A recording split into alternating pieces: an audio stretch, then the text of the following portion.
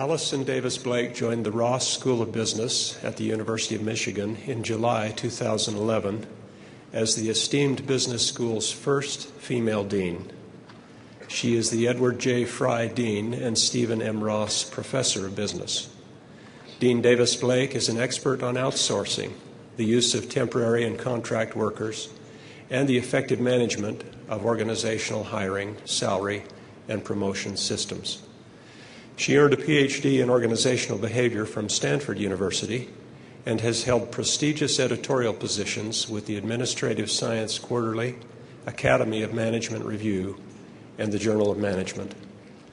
Professor Davis Blake has taught courses in organizational behavior, fundamentals of management, strategic human resource management, and managing human capital. She also recently completed a 3-year term as a board member of the Association to Advance Collegiate Schools of Business, the premier accrediting body for business schools worldwide. Dean Davis Blake is an alumna of Brigham Young University, graduating summa cum laude with a BS in economics and subsequently a master's in organizational behavior. She's married, and she and her husband have 2 children. Would you please join me in giving a warm welcome to Dean Alison Davis Blake.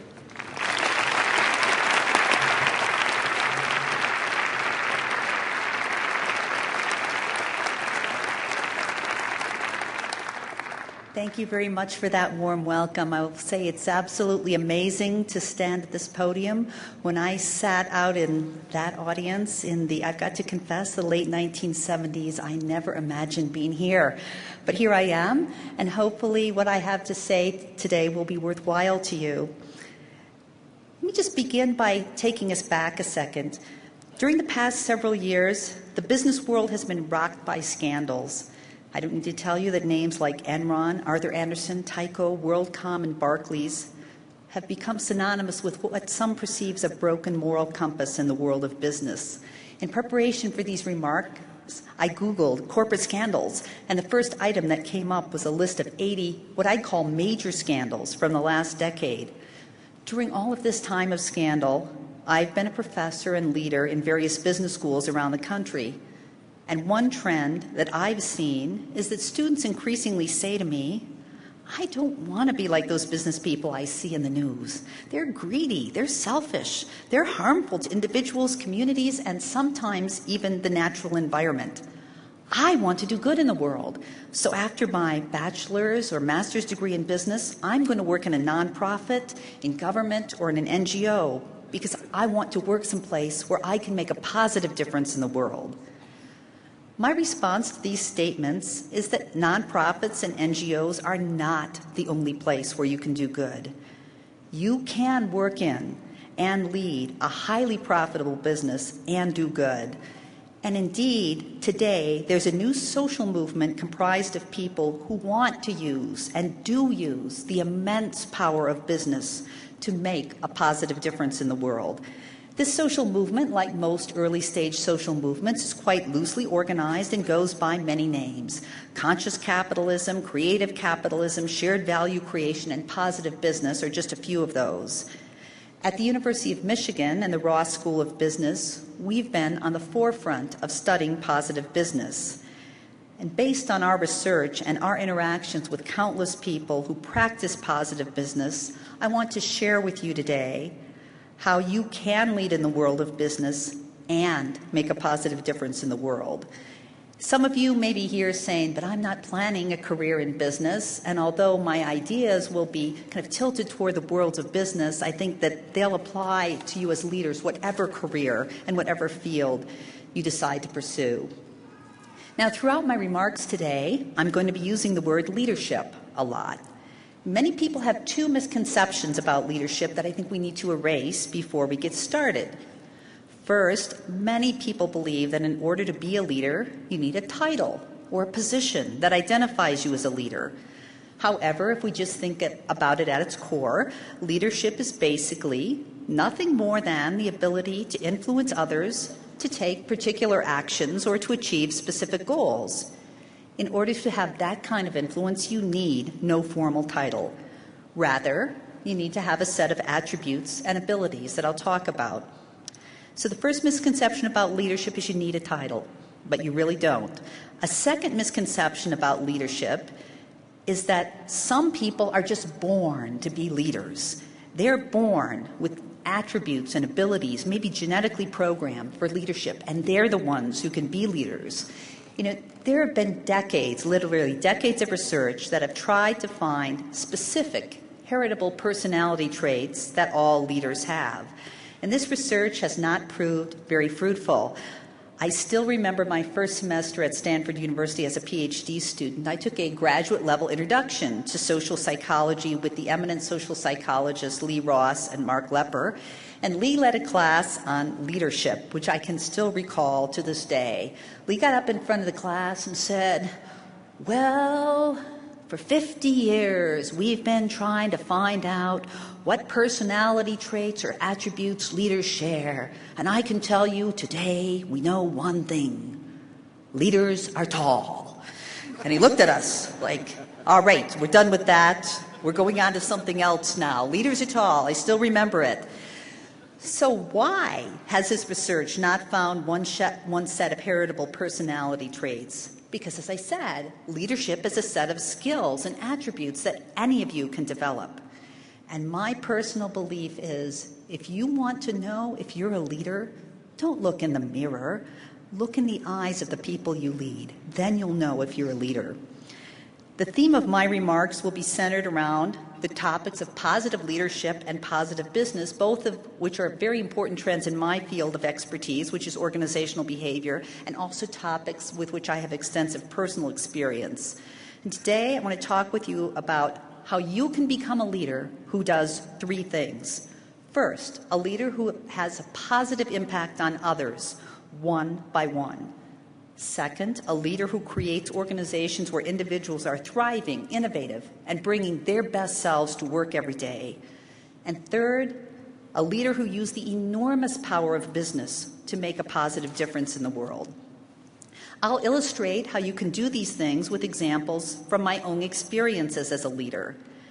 Given where you are, most of you are in your careers, I'm going to spend the most time on having a positive impact on others one by one, because you can do that right now, and a little less time on creating thriving organizations and using the power of business for good. So let's consider these three topics and these three aspects of positive leadership in order. First, how do you become a leader who has a positive impact on others one by one? There are lots of frameworks for thinking about this that you might learn in class.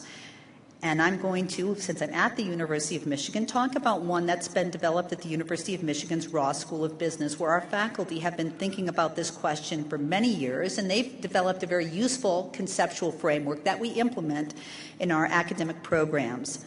The Michigan model of leadership identifies 4 attributes of leaders who have a positive impact on others. Now, as I'm talking, you may find that you already have some of these attributes, but if you don't, you most certainly can develop them, and that's what I want you to remember. Even if it doesn't sound like you can become this. Even if you do have these attributes, you can work to enhance them. So the 4 attributes that the Michigan model of leadership highlights are empathy, courage, integrity, and drive. Let's talk about each of these in turn. First, let's talk about empathy, which I think is at the core of leadership. As I mentioned earlier, leadership is definitely not about you. It's about the people you lead. To be an effective leader, you first must understand the people you lead. What are their interests? What are their concerns? What are their motives? And given their interests, concerns, and motives, how can you work with them? Not direct them, not order them. How can you work with them to help them be their very best selves in the service of the goals of the organization? Empathy starts with a very simple principle that I think is best illustrated by a story. The Ross School of Business has a beautiful new LEED certified building, and I received, as dean, lots of compliments on the building's architecture and maintenance. Most of the public areas have cork floors, and when I arrived at Michigan, I noticed that these floors were very prone to scuff marks. These marks actually reminded me of the ones that my boys made when they were little boys, running through our wood floors in their good shoes after church, long and black and hard to get up.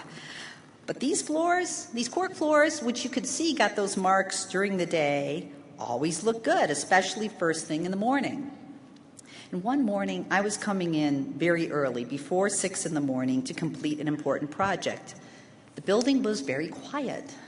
But as I walked up the stairs, I noticed a lone member of our janitorial staff using a rather unwieldy machine to buff away all those scuff marks. And I thought, oh, that's how it's done. But when I got to the top of the stairs, this janitor was a ways away from me, maybe about where the third or fourth row of the seating is there.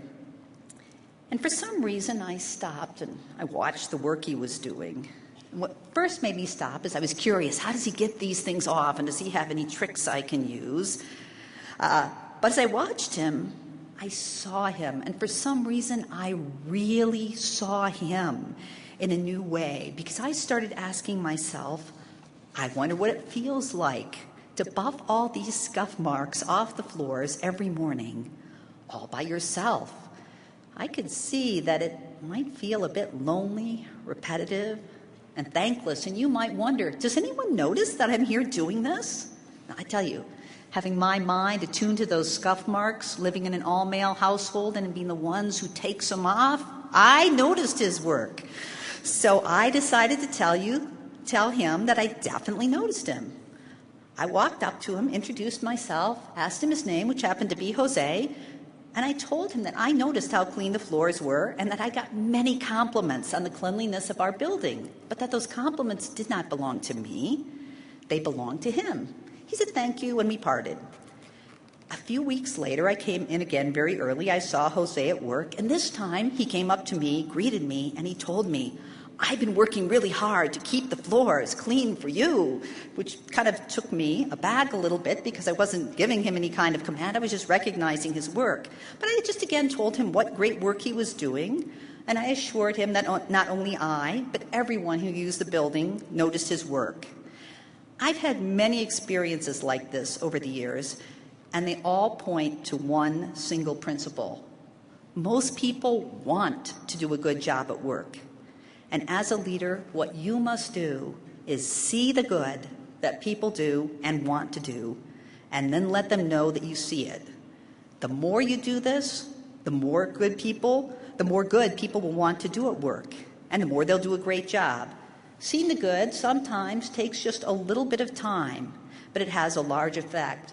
So if you don't remember anything else from today, remember this: whoever you are, wherever you are in an organization, if you want to have a positive impact on others, it starts by seeing the good, because it's there. John Quincy Adams, the sixth president of the United States, is said to have made a statement about leadership that helps me remember to see the good. Both of my boys happen to be Eagle Scouts, and at their Eagle Scout Court of Honor, my husband, who doesn't like public speaking, said, well, you'll just have to do the family talk. So my son had the, I don't know what it was, they had to listen to me talk about leadership, and to both of them, I asked them to remember this quote attributed to John Quincy Adams. Quote, if your actions inspire others to dream more, learn more, do more, and become more, then you are a leader. To inspire others to act in the way that Adams talks about, you first must see the good that they do so that you can inspire them to act. So that's empathy. See people, really see people, and see the good. The second attribute of leaders who have a positive influence on others is courage. One thing I can tell you I did not appreciate at all about leadership when I became a leader, but I now see with great clarity, is that leadership is about a lot of mundane actions whose effects aren't necessarily obvious in the moment, like talking with Jose about cleaning the floors, punctuated by moments where it's very clear that you can make a real difference. In my experience, those moments where you can make a real difference require courage. They require you to do something that many people see needs to be done, but that no one else is willing to do, or in some cases, that no one else can do. I first learned this lesson about the need for courage as a leader some years ago when I was a new leader, and I still look back on this experience I'm about to tell you as the very best day of work I've ever done, bar none. So one day, I'm brand new, I've got a lot of staff reporting to me. I don't know who most of them are. And I'm coming back from lunch, and a staff member came into my office quite distraught and said, "Oh, some people from IT security are down the hall. They're seizing someone's computer. You've got to go do something." So I walked down to inquire, and they were there, like some kind of IT stormtroopers. They were tearing the place apart. They were seizing all manner of electronics. The office occupant, who I did not know and had never met, was rumored to be off crying somewhere. I said, "Oh, gentlemen," I introduced myself. "Kind of unusual activity you're engaged in. What's happening?" And they just looked at me and said, "We're here from IT security. You will be called." Okay, you call me. And I was called. I was called later by the head of IT security, and it turned out that the occupant of the office, a young woman, was accused of, and it later turned out to be true, was abusing her authorized access to our IT systems to post confidential university information on the internet, and it was definitely things that were highly sensitive and actually not legal to post. So we put this young woman, I put her on administrative leave, never actually saw her because she'd left the building, never had met her, and we tried to figure out what to do. It's very clear what the university wanted in this case. We wanted to know precisely all the information this young woman had posted and where. We wanted to address the postings, and of course, the young woman's employment had to end and she needed to move on. It seemed simple. Tell us what you did, leave the university, we're done here. But with apologies to any lawyers in the room, I will say that both sides immediately engaged lawyers, and the situation that seemed so simple to me wasn't simple at all.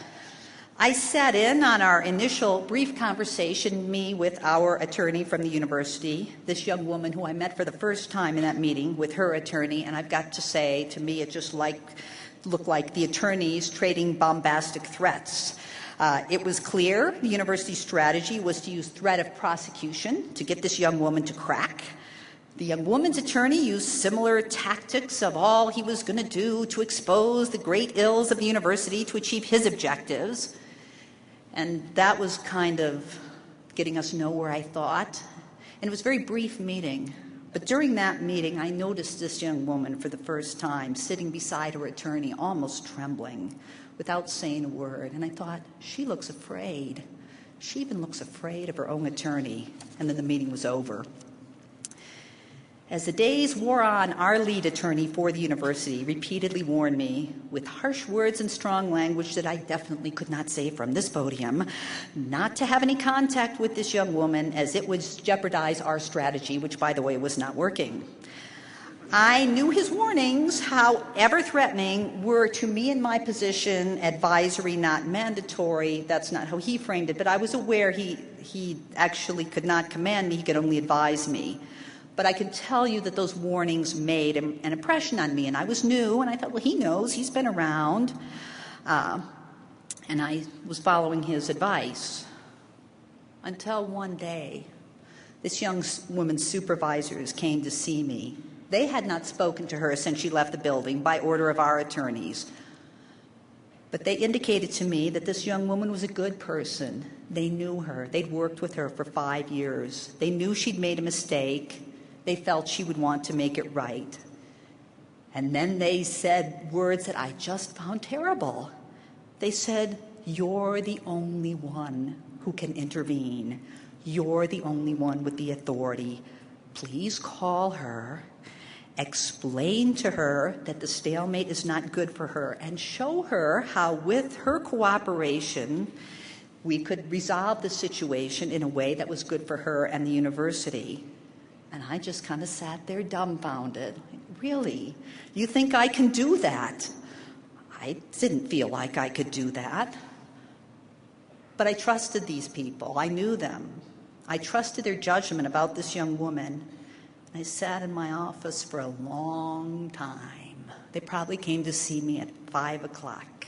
Everything bad happens at the end of the day. Write that down if you're taking notes. Everything bad happens at the end of the day or on a weekend. 5 o'clock, and the clock ticked, and it ticked, and it ticked, and I sat a long time thinking about that young woman's face and those fearful eyes, thinking about her managers. And of course, the person that I reported to who could have assisted me was in a remote region of Asia on I believe a boat on the Yangtze River, and was unavailable. So I had to decide on my own. And I just kept thinking about those eyes. And the clock ticked on at 9 o'clock. I thought, if I'm going to do this, I better do it now. I picked up the phone, and I called this young woman, who was very confused. I just said that I introduced myself. She knew who I was. And I said, I just want to talk about your situation and what you're thinking. She was all over the map. And I remember thinking, you don't need a lawyer. You need a mother. You need someone to kind of get yourself straightened out here. So I just said, all right, I hear all that you're thinking. Let me tell you what the university needs and why, and you tell me what you need and why. She said what she wanted to do was go to graduate school, and she was very fearful of having a termination for cause on her record. And she did say she was fearful of her attorney and was thinking of getting another one, which I endorsed heartily as a course of action. So I said, all right, there is a way for you to get what you want and the university to get what it wants. And I could not believe what was coming out of my mouth next. I said, you come in tomorrow morning with your new attorney, and I'm going to go down with you to the general counsel's office, and I'm going to sit there beside you, because one of her fears, she said, that general counsel, he's a very scary man. I said, yeah, I hear you. He is a very scary man. But I'm going to go sit beside you, and I'm going to ensure that he doesn't do anything that's very scary. We're going to work this out. Just like you and I talked about. You're going to get what you need, and the university is going to get what we need. Hung up the phone. She committed to be there in the morning with her new attorney, and we were going to walk over together and work it out.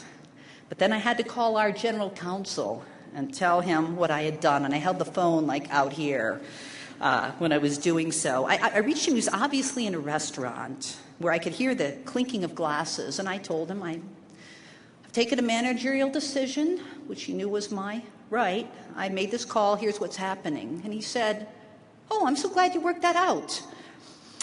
And I said, we'll be by to see you in the morning. I wanted to ask him, have you been drinking? I mean, all these threats and bombast, are you going to come down to? I'm glad you worked that out. I said, okay, bye. We'll see you in the morning. And the next morning, his demeanor was still very pleasant. The young woman, her new attorney, and I went over to see him, and we did work it out. She gave us the information we needed. She tendered her resignation. The matter was closed. Recently, I heard from this young woman. She was sitting for the bar exam in another state and wanted to use my name as a reference regarding this incident because she had been the subject of university discipline. She told me how much she'd learned from this long ago incident and how even that meeting with the general counsel, who quite graciously impressed upon her that if she was going to be an attorney, that she had to take ethics very seriously, how much she learned from that, and had never had any other dealings with IT stormtroopers since she left. And she now has, I'm proud to say, a very successful career as an attorney. The best day's work I've ever done, from empathy and courage. And believe me, the story sounds so easy today, but when I picked up that phone at 9 o'clock, I can tell you my hands were shaking. Empathy and courage give you a direction in which to lead. A direction that sees the good in people and that does the right thing in a difficult situation. The third and fourth attributes of a leader are not so much about what you do, but how you do things. The third attribute is integrity. We often think of integrity as doing what's right, and that's true, but there's more to integrity than that. The Latin word for integrity is integritas, from the word integer, meaning complete or whole. In the dictionary, the first meaning of integrity is, quote, adherence to moral and ethical principles, unquote. But the second meaning is, quote, the state of being whole, entire, or undiminished, unquote.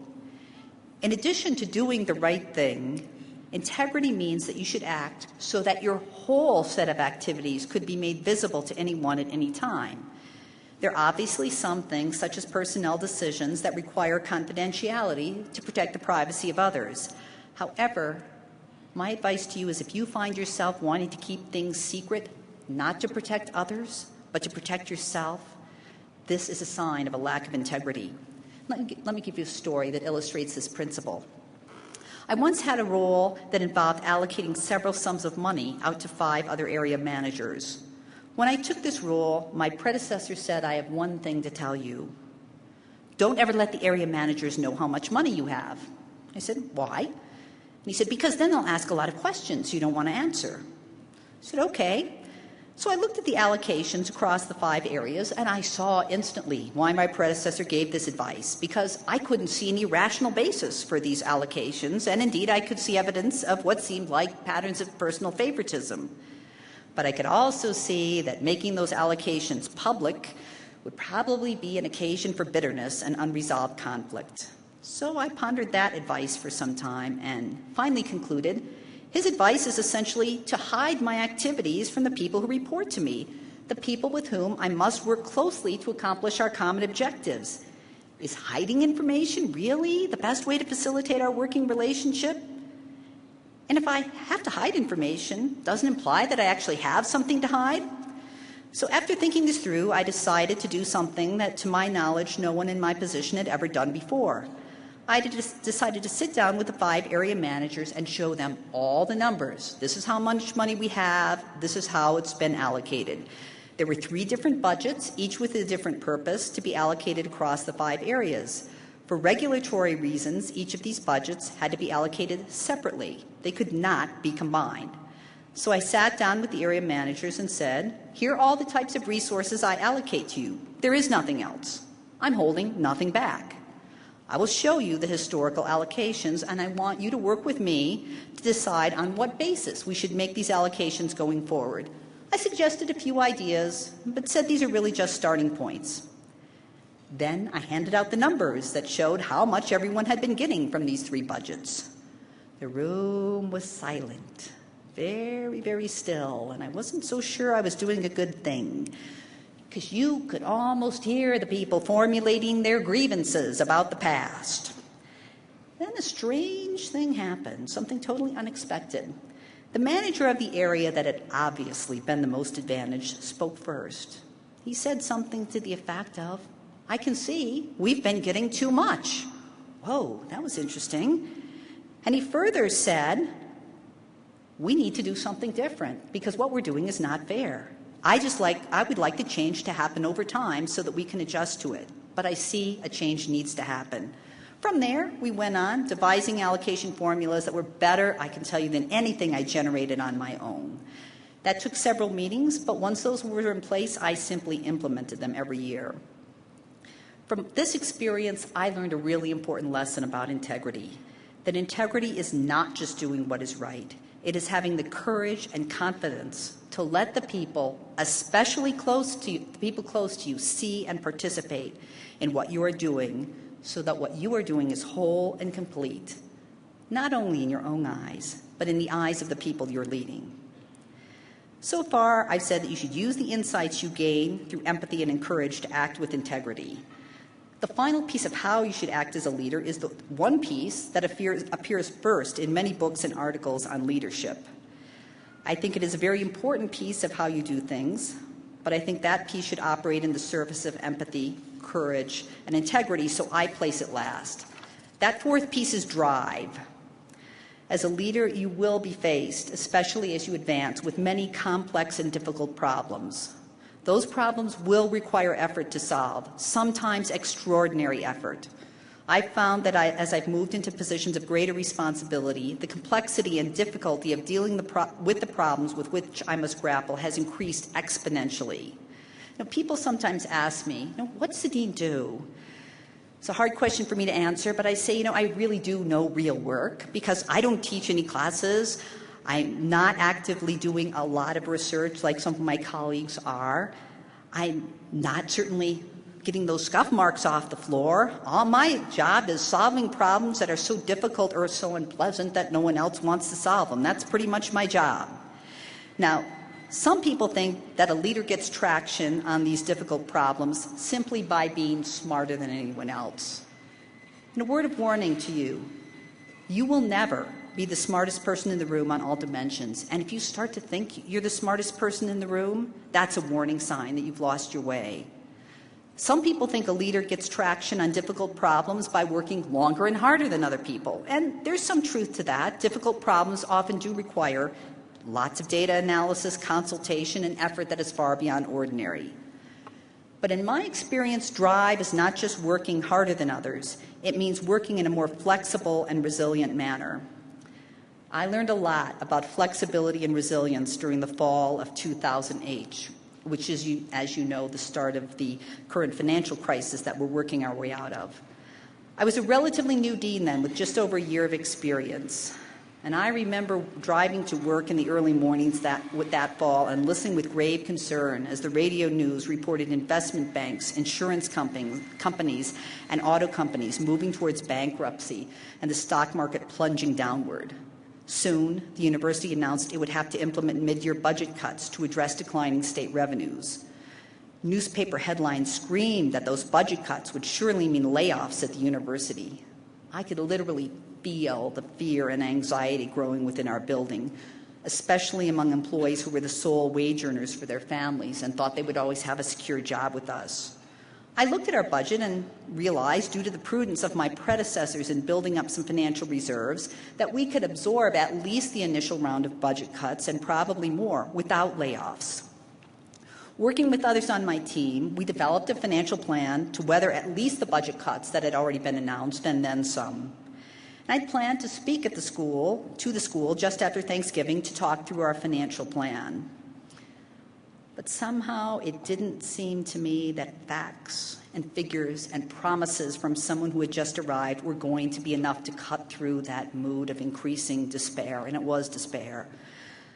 I felt I needed to provide not just a financial plan, but hope for the future. But I've got to tell you, I was at a loss at how to do it. The Monday after Thanksgiving, another day I remember well, was cold and blustery with snow flurries. I was scheduled to leave for work very early to complete my preparations for a school-wide meeting later that week. That morning, before leaving for early morning seminary, my son, who was then 16, put a CD in my hand and said, "Mom, I think you'll like listening to this." I put the CD in the player as I left for work that Monday morning, but I didn't really listen to it. I just drove on through those cold, dark snow flurries, and I got to tell you, I was feeling really sorry for myself. How could I be so unlucky to take this really big job at this really terrible time? How could I be so unlucky to have to deal with this very difficult situation? How could I be so inadequate, and in providing the hope that I felt people were looking for?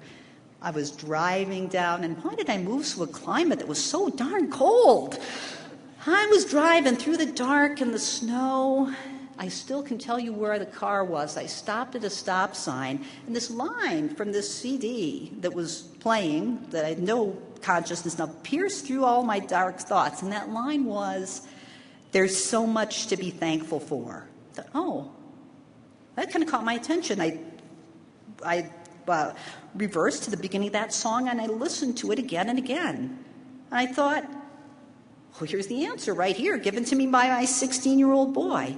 This is the way to give hope, by feeling gratitude, because indeed we do have so much to be thankful for.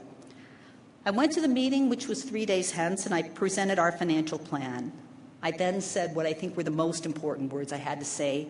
I said I knew we all felt afraid, and that we were part of a great institution that would weather this storm. But more importantly, we were privileged to work with young people at a very important time in their lives when we could make a real and meaningful difference to their futures. We performed this very important mission by working every day with amazing colleagues. We had so much to be thankful for. I could literally feel the mood in the room lightening. And one woman who was a key school leader, who was not an emotional person, told me after that meeting, she came down and said, "Thank you so much." I had tears in my eyes thinking about all that was good in our world. And from that experience, I learned that drive is not just doing more. It's doing things differently in a way that meets the real needs of the moment and the needs of the future.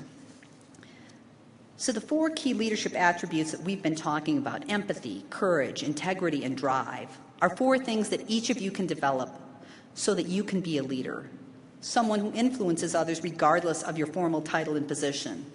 I like to think of these 4 attributes as 4 ways of seeing.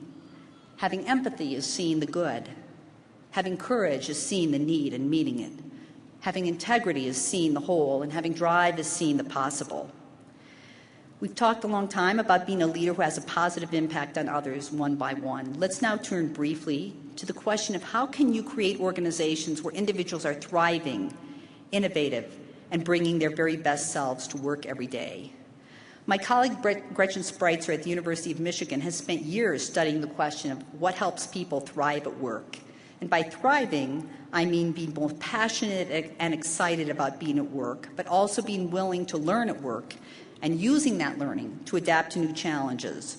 She studied individuals who thrive at work and found that compared to those who are not thriving, people who are thriving at work have 16% better overall performance, 125% less burnout, were 32% more committed to their organization, and 46% more satisfied with their jobs. They also missed work less and were healthier on and off the job.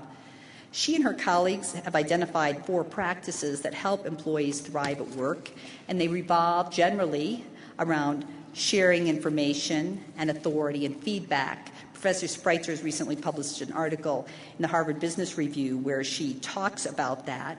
But I want to just spend a moment on the last practice, which is one that has to do with incivility in the workplace. So a lot of the practices have to do, again, as I said, with sharing information and authority. But to create a truly positive organization, you have to go beyond sharing information and authority, but you have to work on the great enemy of thriving, which is workplace incivility. Professor Spreitzer and her colleague, Professor Christine Pearson of the Thunderbird School of Global Management, have studied workplace incivility, and their research is replete with examples, such as on a speakerphone in front of my peers, my boss told me that I'd done kindergarten work. My boss saw me remove a paperclip from some documents and drop it in my wastebasket. In front of my 12 subordinates, he rebuked me for being wasteful, and he required me to retrieve it. My boss said, "If I wanted to know what you thought, I'd ask you." These are real comments from their research. Some of you may have been the target of statements such as these, and you know how they drain energy, motivation, and enthusiasm from you. If nothing like this has happened to you, I think you can imagine how you'd feel if your boss made a statement such as one of those I've just read to you. I don't think it will surprise you that Professor Spreitzer and Pearson report that employees who experienced uncivil behavior at work intentionally decreased their efforts. More than a third reported deliberately decreasing the quality of their work. 2/3 spent time avoiding the offender, and about the same number said that their performance had declined. In my experience, many organizations have a high tolerance for organizational bullies, people who are smart and skilled, but rude and uncivil to others. This uncivil conduct is often justified by the good results that these organizational bullies ostensibly achieved. Earlier, I encouraged you, if you could only remember one thing I said, it was to see the good that others do. If you can remember 2 things, remember to count the cost that organizational bullies create. Count the cost in flagging spirits, reduced effort, limited creativity, unnecessary turnover, and lack of flexibility. Count the cost and do something about it. The best thing you can and should do is to consider temperament when you're hiring people. Most people who are bullies leave a trail of victims. Don't hire someone with a track record of incivility, even if they seem brilliant. Count the cost to everyone the bully comes in contact with and decline the hire. If people already in your organization are bullies, take steps today to correct their behavior. So how do you create a workplace where people are thriving, imaginative, and bring their best selves to work? By providing information and authority, and I'll let you read about that, by counting the cost of bullies. I want to just conclude by talking about how you can use the enormous power of business to make a positive difference in the world. The great German sociologist Max Weber, who lived and worked in the 1800s, noticed that large formal organizations like today's corporations are vehicles for amassing immense power. Today, the largest corporations have more power and resources than many nations and governments. And many corporations are able to use that power and those resources more effectively and more nimbly than governments. For that reason, today, most world political and corporate leaders recognize the following that I'd like you to remember. Society's greatest problems will not be solved without engaging government, civil society, and business. Whether we're talking about clean water, sustainable agriculture, affordable housing, accessible education, or reliable transportation, today, if these problems are going to be solved, business needs to be part of the solution. Paul Pullman, CEO of the Anglo-Dutch firm Unilever, put it this way. This is a quote. "Business cannot survive in a society that fails, so it is stupid to think that business can just be standing on the sidelines of a system that gives them life in the first place." So our commitment to a better society is not idealistic at all. All the things that we do are hardwired to our business purpose. If you look around today, you'll see many examples of business leaders like the Whole Foods that pays their workers more than they have to so they can create a thriving middle class, like Coke and Pepsi, who are creating sustainable water platforms all around the world. I could easily give you an entire forum talk on examples like these. The point of these examples is you don't have to choose between doing business and doing good. You can indeed do both at the same time. So how can you have a positive career in business or any sector of society where you decide to work? You can be relentless about three things. First, see the good in others, treating them with empathy and acting with courage and integrity always. Second, count the cost of incivility, and wherever you are, do not tolerate it. Instead, create a climate of openness by sharing information and authority. And finally, choose the best. You will have to make many choices about how to use your organization's power and resources. Using those resources to benefit your organization is fine, but using them to simultaneously benefit your organization and the greater social good is best. Wherever you are, whatever your formal role, you can choose to be a leader who makes a positive difference in the world. I urge you, be that person who will inspire others to dream more, learn more, do more, and become more. Thank you.